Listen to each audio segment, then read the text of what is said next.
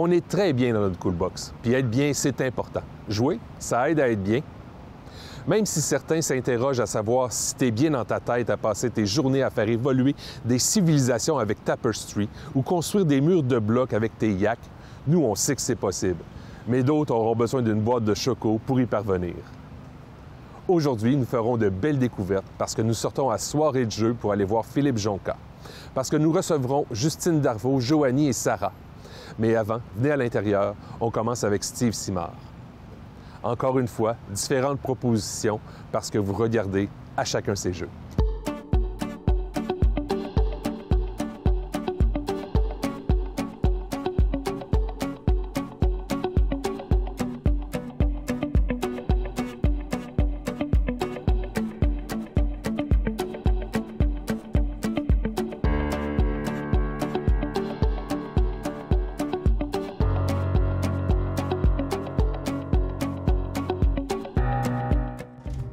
Chronique contemporain. Hey, bonjour Steve. Allô Sébastien? Ça va bien? Oui. Oui. Quel beau jeu tu nous apportes aujourd'hui. Oui, c'est Tapestry, en fait. C'est un jeu de civilisation, mais vraiment simplifié, parce que les jeux d'habitude où on construit des civilisations, c'est long, ça dure 3 heures, parfois 5 heures, puis ça demande beaucoup de règles, ça demande parfois d'être joué avec des joueurs expérimentés. Celui-là, en fait, c'est un bon jeu de civilisation qui se joue rapidement, puis qui peut être joué avec des gens qui sont pas nécessairement des grands joueurs. Généralement, je le présente avec des gens qui jouent un peu, mais sans plus, puis ils tombent en amour avec ce jeu-là. OK. Moi, personnellement, je joue à tous les jours depuis 6 mois. Fait que... Parfait. Ouais. Excellent. Fait que une fois de plus aujourd'hui. Oui. Alors, rapidement, juste te présenter un petit peu, on a une civilisation. En fait, au départ, on en pige 2, on choisit laquelle qu'on veut. Chaque civilisation a un pouvoir qui lui est propre. En fait, j'ai oublié de te dire, mettre les petits cubes... 3 cubes, un sur chacun des trucs jaunes. Puis en fait, chaque fois que tu vas changer d'âge, tu pourras gagner un bonus. Ah. Moi, j'ai des historiens. Les historiens, ils aiment voir les monuments des autres joueurs, les monuments qu'on a en grande quantité ici. Fait que finalement, c'est que je me donne un bonus chaque fois que tu vas acquérir un nouveau monument. Fait que tu sais, ça peut être une stratégie, mettons que oui, je pourrais en acquérir, mais je te laisse l'avoir pour avoir un autre type de bonus. Et puis, ce qui arrive, c'est que le jeu, il est quand même simple dans sa mécanique puis dans ses règles. Juste pour vous dire, les règles du jeu vont 2 feuilles recto-verso. Fait que c'est quand même très simple à comprendre. Rapidement, c'est que on a... je vais expliquer un petit peu tout le jeu, puis ensuite la mécanique va venir. Ici, c'est notre tableau des ressources. En fait, lorsqu'on va changer d'âge, on va gagner les ressources indiquées et on peut gagner plus de ressources en plaçant des bâtiments qu'on va placer sur notre capitale. OK. Comme de fait, il y a des points rouges. Des points rouges, on peut pas placer là. Sinon, on essaie, si on est capable de remplir un carré complet, 3 par 3, ben on gagne une ressource gratuite au tour où on le fait. Et on gagne des points par ligne complète qu'on fait chaque fois qu'on change d'âge, en fait. Là, ça a l'air monter Sudoku, c'est parce qu'il faut pas... Y a-tu le même principe? Faut pas mettre les mêmes couleurs? Non, ça, on est vraiment libre. Mais il y a des civilisations, par exemple, qui vont te donner un bonus si, par exemple, t'es capable de faire en sorte que t'as des districts qui sont tous de la même couleur, des choses comme ça. Fait que ça, c'est mais sinon, c'est juste, le but, c'est d'occuper de la place. Puis en fait, les monuments, tu sais, ils vont servir aussi à occuper de l'espace. Des cases. Ouais. OK. Tu peux te mettre des monuments. Dans le fond, les monuments comme ça vont sur notre capitale. C'est ça. En fait, ici, c'est notre évolution de jeu. Et le jeu se joue de manière à ce que, j'épuise mes ressources pour avancer sur le tableau. Et lorsque j'ai plus de ressources, je peux décider de changer d'âge. Mais un coup que je termine ma 4e âge, je fais ma 5e âge, qui est un tour de revenu, puis après ça, j'ai terminé de jouer. Fait que ça se pourrait que dans une partie, on joue, puis je termine, puis toi, tu as encore des ressources, puis tu peux encore continuer à jouer. Fait que, OK. Ouais. Donc, chacun termine quand il est dû. Oui, c'est ça, en plein ça. En fait, quand c'est à toi, tu as deux actions possibles. Soit tu fais une phase de revenu. Dans ce cas-là, tu gagnes tes ressources et tu gagnes tu peux mettre une carte fresque, en fait, qui va te donner un avantage pour ce tour-ci. Tu as deux types de cartes fresques. T'en as qui sont pour cette ère, qui vont durer à peu près tout le temps qu'on va être dans cette zone, où tu as des cartes pause. En la posant, ben, tu as le bonus et puis c'est tout. Fait que finalement, dans la partie, tu peux jouer environ 3 cartes fresques. Je dis environ parce qu'il y a des bonus de jeu qui peuvent nous permettre d'en faire plus. Et par la suite, ben, c'est ça. On lit les cartes, on fait ce qui est indiqué. C'est ce qui fait que le jeu est assez simple à comprendre. C'est qu'on a juste à lire puis à faire qu'est-ce qu'il y en est. Sinon, quand on joue, si on choisit pas de gagner les revenus, on avance sur le jeu. Puis avancer sur le jeu, il y a 4 pistes. Une piste technologie, culture, militaire, science et exploration.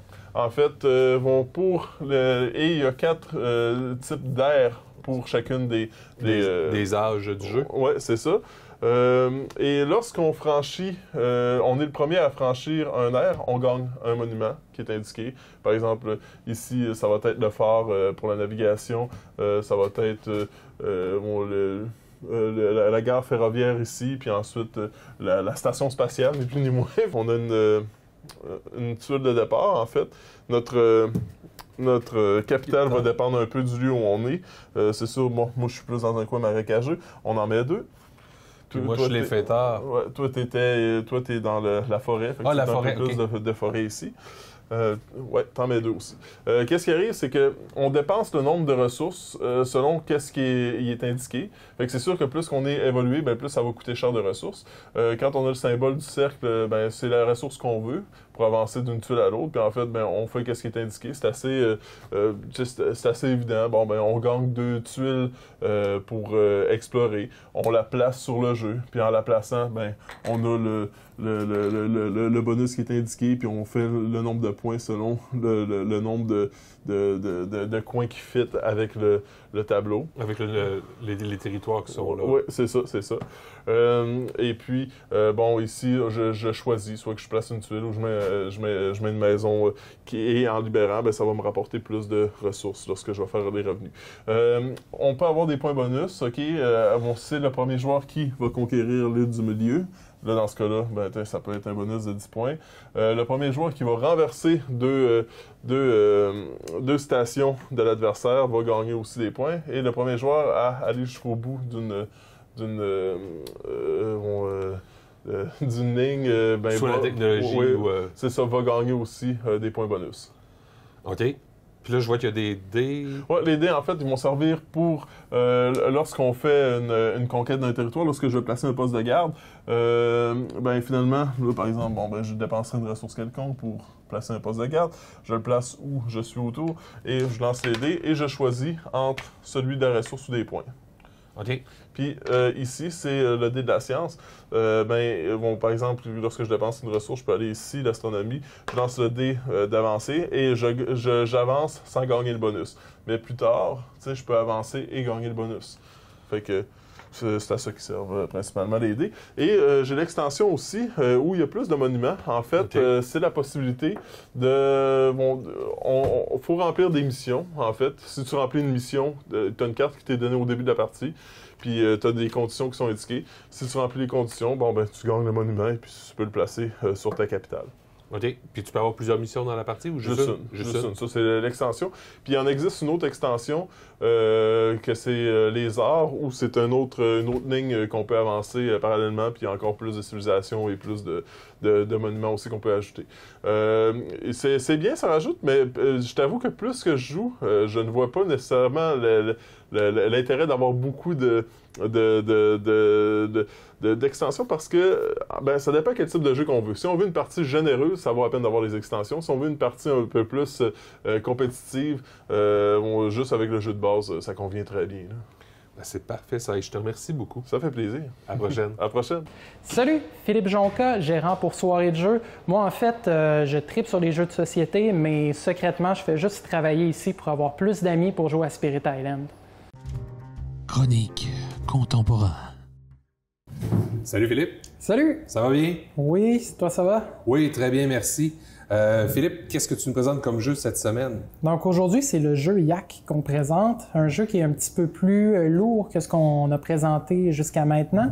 Ce qui est particulier de Yak, c'est que le but, ça va être de construire une pyramide de blocs. Okay. Mais pour faire ça, on va devoir faire du commerce avec des caravanes de Yak qui sont juste ici. Sauf que le problème, c'est qu'on est dans les montagnes de l'Himalaya. Il y a de la brume, des fois la brume s'épaissit, ça se peut que la caravane se perde en cours de route. OK. Donc, ça va être à nous d'essayer de voir qu'est-ce qui s'en vient, qu'est-ce qui va se faire comme action avec les différentes caravanes pour pouvoir aller soit chercher des ressources ou payer des ressources selon les coûts marqués sur les caravanes pour aller chercher des blocs ou tout simplement faire rentrer des nouveaux blocs dans le jeu en allant au marché et en allant chercher des ressources pour pouvoir les acheter. Donc, on accumule des ressources pour acheter des blocs. Oui, ben en fait, c'est qu'à chaque tour, on a le choix d'une action à faire parmi une liste de 3 actions. Oui. La première action, c'est de prendre de nos ressources pour acheter des ressources, en fait, pour acheter des blocs du côté des caravanes. Mais les caravanes, on peut seulement les payer avec un type de ressources en particulier qui est marqué sur ses côtés. Comme par exemple, elle, on peut le payer avec des mix de ressources sans problème. Celle-là n'acceptera jamais de viande, celle-là n'accepte jamais de pain. OK, donc, pas de pain. J'y enlève son pain. C'est pas grave qu'il y ait le pain dedans, c'est juste qu'elle, on ne peut pas la payer avec du pain. D'accord. Et ce qui est particulier, c'est que nos points, on les fait principalement en construisant une pyramide de blocs comme ça. Plus on a des blocs de la même couleur qui vont se toucher, plus on fait de points. Plus la pyramide est haute, plus on fait de points. Ce qui est un peu particulier, c'est qu'on doit trouver un juste équilibre. On ne peut pas, par exemple, juste aller chercher des blocs d'une couleur, ça ne nous permettra pas de gagner. Mais on ne peut pas non plus se dire « je vais tout acheter pour aller chercher le plus de blocs possible, monter la pyramide la plus haute ». On ne pourra pas gagner comme ça non plus. Il faut absolument faire de la meilleure chose possible avec les blocs qui se montrent à nous et qu'on a de disponibles. OK. Puis là, j'imagine que je vois un sac comme ça. D'habitude, c'est une dynamique on pige pour... Oui, c'est qu'en fait, les caravanes, au fur et à mesure qu'on va aller chercher des blocs, qu'on les pose, là, j'en ramasse un peu aléatoirement pour l'exemple, il n'y en aura plus dans les caravanes. Donc, on doit aller au marché, chercher des ressources. Donc, ça nous donne des nouvelles ressources pour acheter des blocs, mais qui nous permet après ça d'aller piger 2 blocs, d'en choisir un qui va rentrer dans les caravanes, l'autre retourne dans le sac. OK, donc on peut choisir, quand c'est notre tour de piger, des blocs qu'on préfère, j'imagine. Oui, qu'on va mettre dans les caravanes. Sauf que le problème, c'est qu'il n'est pas acheté et les caravanes se déplacent. Ils sont réellement sur roue d'ailleurs. OK. Se déplacent et ça ne sera pas la même caravane qui va être devant le joueur. Donc, la caravane, là où elle est, là, c'est comme si elle est placée ici, c'est moi qui peux jouer avec. Toi, tu pourrais jouer avec celle-là, puis celle-là est présentement, personne ne peut jouer avec. Exactement. Et si il arrive une tempête, on prend pour acquis que les yaks se sont perdus, ce qui fait qu'on les tourne de côté. Et c'est pas du tout les mêmes ressources qu'on va recevoir, c'est pas du tout les mêmes choses lorsque les caravanes se déplacent. Ce qui fait que, là, tu me parles d'une dynamique où est-ce que le brouillard peut arriver. Qu'est-ce qui fait là, que le brouillard va arriver? Il y a une dynamique de météo? Ben, en fait, c'est lorsqu'on va piger des cubes. Si on tombe sur un cube blanc, ça veut dire que là, le brouillard s'épaissit et là, les yaks vont changer de côté. OK. Dans le fond, c'est le fait de piger un cube blanc qu'on le garde pour nous, qu'on le met dans une charrette? Ben, on le met toujours dans une charrette. Ce qui est particulier, c'est que là, ça peut carrément changer la donne de qu'est-ce qui se passe. On s'est dit, ah bon, ben tel chariot s'en vient au prochain tour, je vais aller mettre des blocs dedans, ça va m'aider. Non, finalement, le chariot décide d'aller de l'autre côté, puis c'est ton adversaire qui va avoir la ressource que tu voulais. Est-ce que lui, ça va l'aider ou pas? Dur à dire. Donc, il y a ce côté-là qui est un peu hasardeux dans la stratégie à avoir, qui vient rajouter un petit quelque chose. On n'est pas dans un jeu qui est parfaitement stratégique non plus. Il y a un peu de chance dedans, il y a un peu de chaos qui est là aussi, donc chaque partie va être plus différente. J'imagine que c'est différent d'une fois à l'autre. Puis, c'est-tu un jeu comme, après une partie, on se dit, on en refait un autre? Ou c'est un jeu que, c'était le fun, on en fera un autre une autre fois?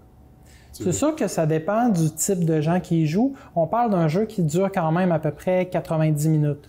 Donc, c'est relativement long. Oui, c'est bon. Mais... juste le 90 minutes me dit une partie dans une soirée.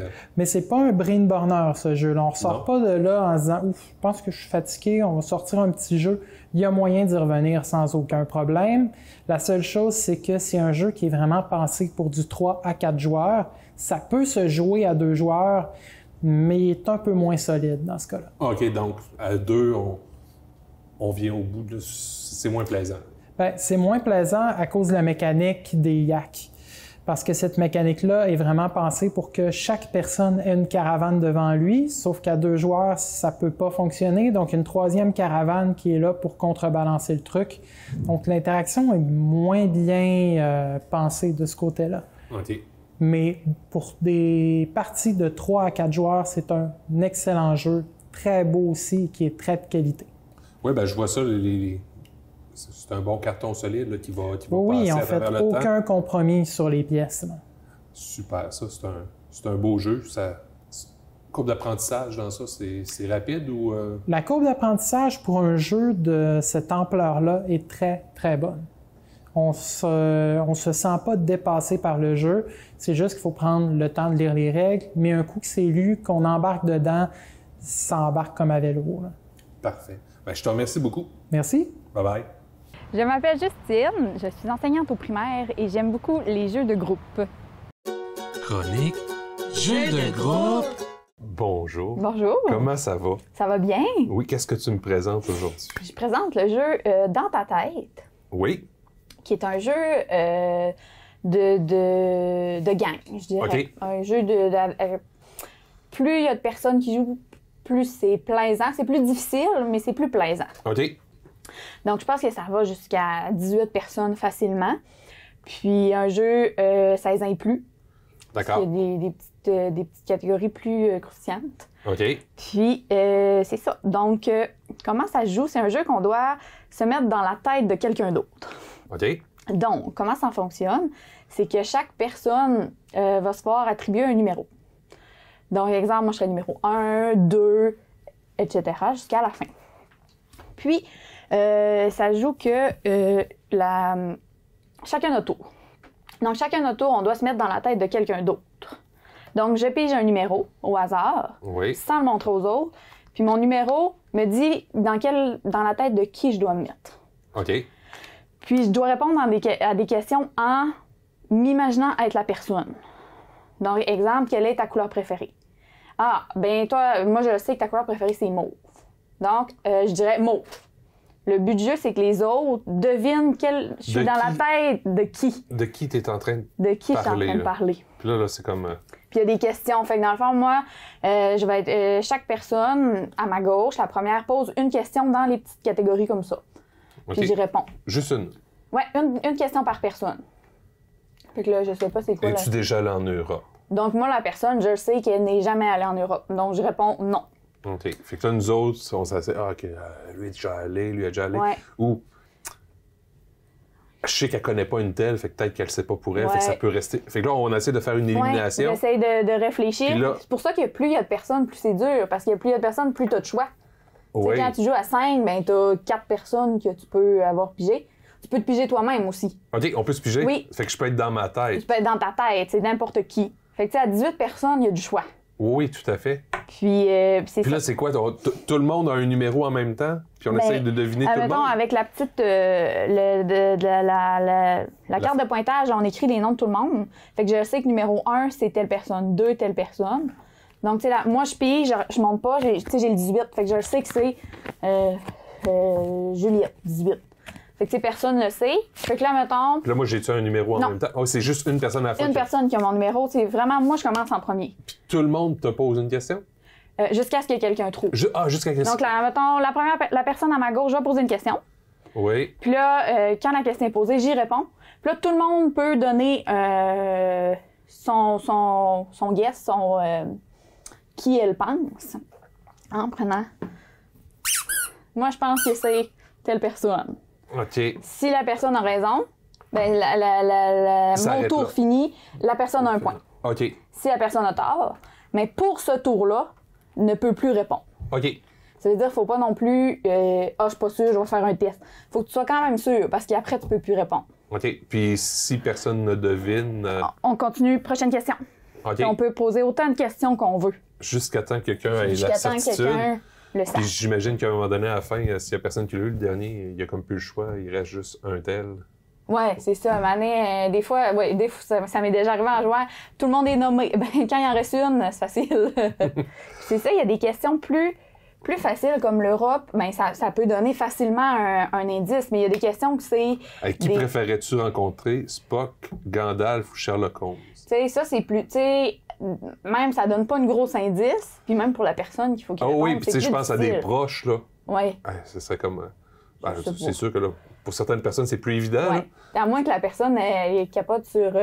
Star Trek Ouais, ou Le c'est Seigneur ça. des Anneaux. Là, ça aide, mais sinon, il y a des questions plus comme ça. Il y a des questions, c'est ça, à choix de réponse. Il y a des questions plus avec oui ou non. Il y a des questions plus difficiles. Pourquoi c'est 16 ans et plus aussi? Les petites cartes noires sont un peu plus croustillantes. OK, Donc, on peut faire un tri. sont évidents. Fait que si tu veux jouer avec des Oui. plus jeunes, à la limite, tu peux... Oh, oui, puis moi, je suis pas mal sûre que j'ai joué avant 16 ans. Là. Oh oui, qu'est-ce qui est plus Puis, sexy chez toi? Ça peut être embêtant de jouer Ouais, avec fait que, ta il y a nièce un de petit tri à 14 faire. ans. Là, ça peut Ouais. créer un malaise, mettons. Fais il y a un tri, puis ça vient quand même pas si pire. Là. Oui. Ah, ben c'est le fun qu'au moins il soit... Oui, c'est facile à enlever. Puis même, tu joues avec ta grand-mère, tu veux garder une petite gêne, Oh oui. tu peux l'enlever Ou à la facilement. limite, là. tu peux décider de passer une question Oui, si elle c'est fait ça. pas. Oui, ça nous est déjà arrivé de faire cette question-là, bof. Fait que, tu sais, puis il y en a je sais pas combien il y a de cartes, là, mais il y en Puis, reste encore dans le bas. OK, il en reste encore. Ah puis oui, il y en a il y en énormément. a de deux là. côtés. Ah, Il y en a des deux côtés. Il doit en avoir. doit être difficile de faire le tour, là, j'imagine. Ben, Oui, c'est ça. j'ai jamais fait le tour de Ouais. toutes les cartes. Puis, tu sais, il y en a tellement que même s'ils reviennent, des fois, tu les oublies. Oui, puis c'est pas comme si c'était des questions qu'il faut que tu Ouais. aies la réponse, tu as la réponse. Oui, parce que peu importe c'est qui, dès que tu joues avec des nouvelles personnes, ben c'est des nouvelles informations. Oui. J'imagine que plus tu connais la personne que tu as pigé, plus c'est Ouais. facile, puis ça peut devenir très drôle. là. Oui, si par exemple je joue avec ma soeur et moi on se connaît très très bien, ben là c'est des moments où c'est facile. Là. Moi, je peux répondre très facilement à sa place. Puis quand je joue avec, mettons, une gang d'amis que je connais moins, ben là c'est plus difficile là, de répondre. Super. Ben, je te remercie beaucoup. C'est un beau petit jeu. Oui, merci. Salut, moi c'est Joanie, maman d'une petite fille de 4 ans qui adore les jeux de société et j'essaie d'avoir le plus de monde possible pour les initier autant aux classiques qu'à des nouveautés qui me donnent coup de cœur. Chronique pour les enfants. Donc Sarah, aujourd'hui tu veux montrer à Sébastien comment on joue au jeu de choco? Hey, bonjour, Sarah. Coucou! Ça va bien? Eh oui. Oui, mais super. Je sais, mais il faut jouer au choco. Oh, faut jouer au C'est choco. important. Oui, c'est important de jouer au choco. Oui, je dois montrer et tu dois nous écouter. J'écoute attentivement. Attention. Quelqu'un ne savait pas comment jouer au jeu de choco. Il faut que quelqu'un apprenne de jouer au jeu de choco. Moi, je veux apprendre. Appuie sur le bouton. Et une cerise. Non. Donc, Oh. étant donné que c'est pas une cerise, c'est une cacahuète, on le remet dans le jeu. Donc là, c'est au tour à qui? À toi. À moi. Je pèse sur le bouton. Ah, faut que je trouve une cerise, Une dans cerise. le jeu de chocolat. Oh non! Une cacahuète. Là, ça va être au tour de Sébastien. Une cerise. Une cerise. Est-ce que ça, c'est une cerise? Oui. Oh! Wouhou! Là, Donc- c'est moi. Non. Oui. Là, Sébastien, t'as un point. C'est au tour de Sarah. Je la garde. Oui, tu la gardes. Oh, je la garde. Oh, une cerise. Encore. Non, une Attends. peanut. Cacahuète. Il faut le montrer à tout le monde. Là, c'est à maman. Une Encore cerise. Une cerise. Un point pour maman. Donc, le jeu de choco, Sarah, c'est son coup de cœur. À chaque fois qu'on joue... Une peanut. À chaque fois qu'on joue... À chaque fois qu'on joue... ce qui est le fun, c'est que on peut parler entre adultes, Bien. mais Oui. les enfants adorent jouer. Ça apprend plusieurs éléments pour les enfants. Étant donné que c'est un jeu pour le préscolaire, t'as pas besoin de lire. Oh. Oh. Tu le remets dans le jeu. Eh bien, ça permet d'apprendre le chacun son tour, la dextérité fine, mais aussi le jeu de mémoire. Une pinotte. Bon, mais un jeu de mémoire en gang. Donc, tu sais, étant donné que c'est pas juste 2 pièces qu'il faut trouver, il y a aussi un jeu de hasard là-dedans. Donc là, je vais essayer d'avoir une pinotte. Ah, une cerise. Je t'ai trompé. Je me suis trompée. Là, c'est à mon tour. Mais Encore. le jeu n'est pas aussi simplement facile. Ah, une cerise. Encore une cerise. Je devrais arrêter de tourner toujours le même. Ah non. Tu devrais arrêter d'être dans les patates, Tara. Je devrais arrêter d'être dans les patates, moi, là. Ouais, Sarah, 4 ans, qui adore jouer au jeu de choco. Allez, est-ce que tu as trouvé une pinotte? Ah non, une cerise. Et brisé. Ah, Ça arrive. ça arrive. Ah, ben moi, je vais la prendre, la cerise. Tiens. Donc, là, ce qui est le fun, c'est que là, on a vraiment les jeux de base. Mais plus on va avancer dans le jeu, plus ça va devenir dangereux. Ah, il y a des pinottes. L'insecte est où? Ah, mais c'est ça. Dans le jeu de choco, dans la vie, c'est comme une boîte de chocolat. On ne sait jamais sur quoi on va tomber. Ça, j'ai entendu ça quelque part. Ah oui? Eh bien, dans le jeu de choco, on risque de tomber sur un insecte. OK. Mais quand on tombe sur un insecte, attention, quand on va tomber sur l'insecte, Sébastien, Oui. la personne qui a attrapé l'insecte, elle doit remettre tous ses morceaux de choco dans le jeu et mélanger. Ah! Et le jeu continue jusqu'à ce qu'il reste un seul morceau. L'insecte. Yeah! Wow! Et comme vous voyez, là, on est 3, donc ça peut jouer à tout plein d'adultes. Là, c'est préscolaire. Puis ça augmente quand même un niveau de difficulté. J'ai attrapé l'insecte. Donc là, Attraper l'insecte. je dois remettre tous mes chocos et je mélange. Donc, le niveau augmente à toutes les fois. Et surtout que c'est très long à finir parce que quand il en reste juste 2, si tu as mal fait ton jeu de mémoire, Pinard. tu attrapes l'insecte. Mhm. Donc, c'est Non, un super de ils beau arrivent. jeu. Puis ça, tu sais, Sarah, c'était l'année passée pour la Saint-Valentin, elle a tellement adoré ce jeu à la garderie qu'à place d'acheter des chocolats, On a Il a acheté acheté le une jeu. boîte de choco. eh oui! Maman, ça ton tour. Ouais, C'est super, ça. Hey, c'est le fun.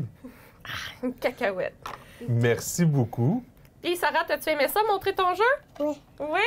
Donc, on dit bye-bye, les amis? Bye bye.